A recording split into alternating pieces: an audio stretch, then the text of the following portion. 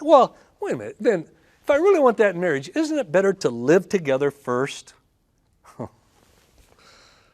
Think with your mind, not with your pelvis, young people. Oh, there's a huge higher rate of divorce among people who cohabited and then got married.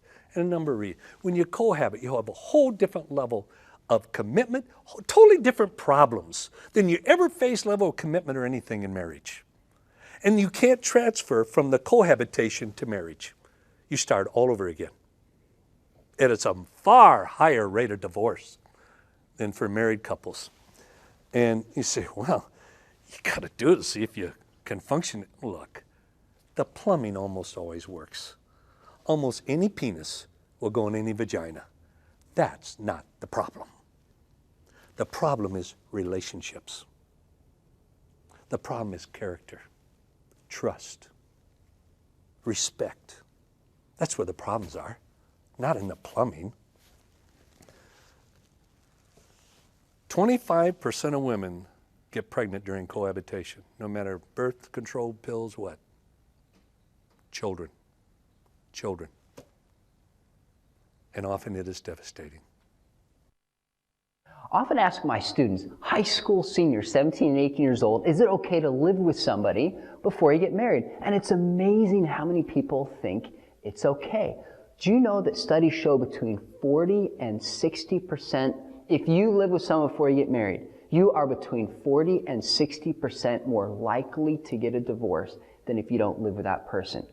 In other words, choosing to live with somebody will put you at a disadvantage in your future marriage. Now, why is that the case? Well, one reason is men and women often go into a living together relationship with different expectations.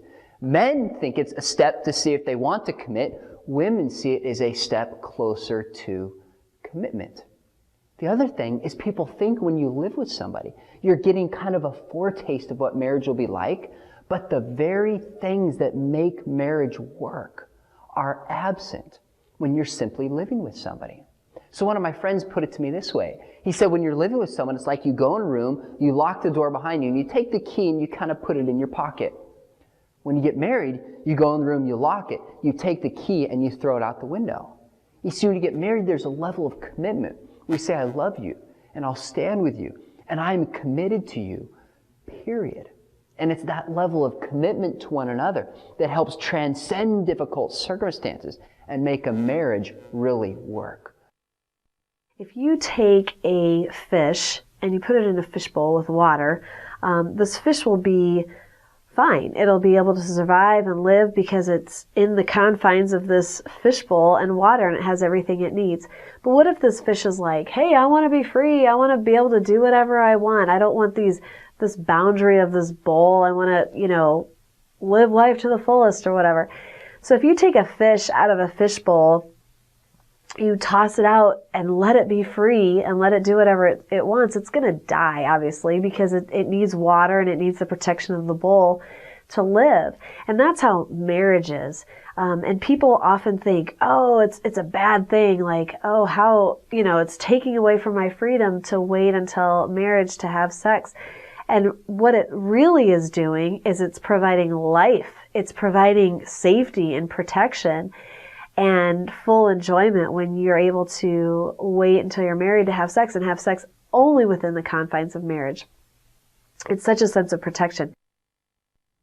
On your wedding night, you have to take this by faith.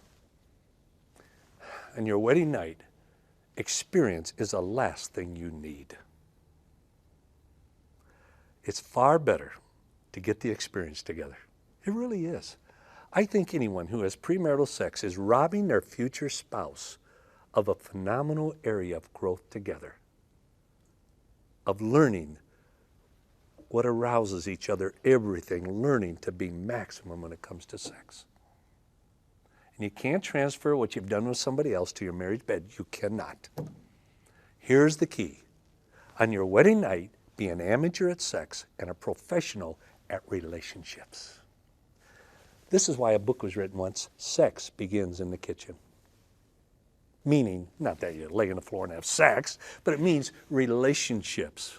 A good meal, whatever. be an amateur in sex and a pro in relationships.